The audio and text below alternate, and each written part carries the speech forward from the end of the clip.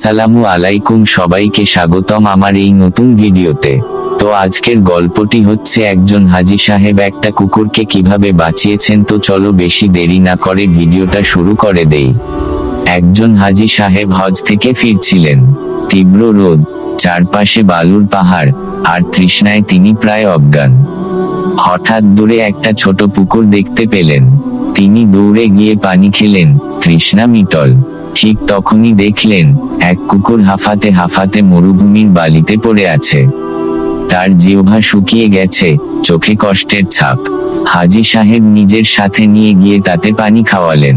কুকুরটা বেঁচে গেল, আর আল্লাহ তাআলা সেই হাজী সাহেবের এই ছোট কাজের কারণে তাকে ক্ষমা করে দিলেন।